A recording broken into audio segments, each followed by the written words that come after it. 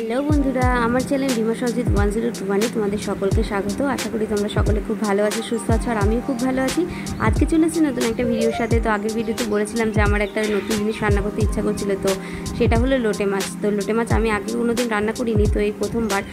তাই মায়ের কাছ থেকে শুনে নিলাম যে কী করে রান্না করতে হয়। তো মা বলে দিল, আর আমি সেই অনুযায়ী মাছের মধ্যে প্রথমে লবণ, তারপরে লঙ্কার গুঁড়ো আর হলুদ গুঁড়ো দিয়ে ভালো করে মাখিয়ে রাখলাম। মাখিয়ে রাখার পর আমি ওইদিকে পেঁয়াজ কাটছিলাম, আদা রসুন আর লঙ্কাগুলো কুচি কুচি করে কেটে রাখলাম। তো না হলে রান্না করতে গেলে অনেকটা অসুবিধা হয়, তাই সব জিনিসপত্রগুলো আমি আগে থেকেই গুছিয়ে নিয়েছি। তারপর ওইদিকে দেখলাম যে মাছটা যে ম্যারিনেট করে রেখেছিলাম ওখান থেকে অনেকটা জল বেরোচ্ছে। তারপর আমি এখানে লঙ্কা আর জিরে আর তেজপাতা নিয়ে গুছিয়ে রেখেছি। তারপর আমি কড়াইয়ে তেল দিয়ে দিচ্ছি। তো তেলের আন্দাজটা আমি একদম বুঝতে পারি না, তাও আন্দাজ করে একটু তেল দিলাম। তো বারবার ভাবছিলাম যে আরেকটু দিই, কিন্তু শেষমেশ আমি আমার মতো করে আন্দাজ করে দিলাম। তো আমি লবণ হলুদ আর এই তেলটা না একদম বুঝতে পারি না, তাও নিজের মতন করে আজকে করছি।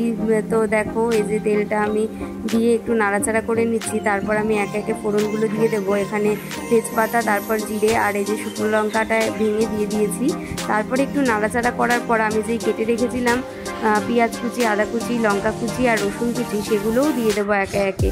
তো দেখো এই যে দিয়ে তারপর একটু ভেজে নেব ভালো করে, যেহেতু আমি গ্যাসটা একদম অল্প করে দিয়ে এগুলো ভাজছিলাম, নাহলে যদি পুড়ে যায় ওই জন্য। তারপর এদিকে আমি যা যা মশলা ইউজ করব সবগুলো নিয়ে নিয়েছি।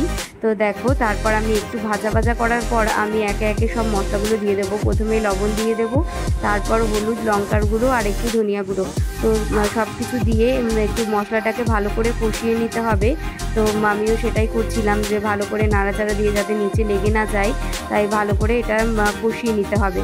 তারপর তোমরা বলো কারা কারা লোটে মাছ খেতে ভালোবাসো। আমার তো বেশ ভালোই লাগে, কিন্তু আমি তো আগে কখনো রান্না করিনি, এই প্রথমবার রান্না করছি, জানি না কেমন হবে। তো আমি তো মায়ের কাছ থেকে শুনে একটু নিজের মতন করে রান্না করছি, একটু এক্সপেরিমেন্ট করছি। তো আর কে লোটে মাছের বড়া খেয়েছো কমেন্ট করে অবশ্যই জানিও।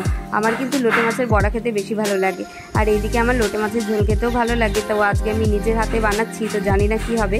তারপর এদিকে আমি ম্যারিনেট করা লোটে মাছটাও দিয়ে দিলাম। তো দেখো এখান থেকে অনেকটা জল বেরিয়েছে, তাই এর মধ্যে আর জল দেওয়া যাবে না।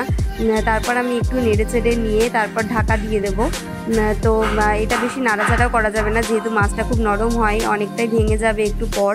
তো এইভাবে আমি গ্যাসটা অল্পতে দিয়ে ঢেকে দিয়েছি। তো ঢেকে দেওয়ার পর তারপর দেখো জলটা অনেকটাই শুকাচ্ছে, আর মাছ থেকেও অনেকটা জল বেরোচ্ছে, আর মাছগুলো তো প্রায় সবই ভেঙে গেছে। তারপর আমি এরকম ফুটতে দিয়ে রেখে দিলাম গ্যাসটা অল্প করে। তো তারপর দেখো জলটা শুকিয়ে গেলেই রেডি হয়ে যাবে লোটে মাছের ঝোল। তারপর এইভাবে আমি লোটে মাছের ঝোল দিয়ে ভাতটা খেয়ে নিয়েছিলাম। তো খাবার ভিডিওটা একদম করা হয়নি, তাই তোমাদের সাথে শেয়ার করতে পারলাম না। এরকমভাবে তোমরাও লোটে মাছের ঝোল তৈরি করতে পারো, আর যদি ভালো লেগে থাকে তাহলে অবশ্যই একটা লাইক করে দেবে। আর আমার চ্যানেলটি সাবস্ক্রাইব না করে থাকলে চ্যানেলটি সাবস্ক্রাইব করে দিও। Thanks for watching.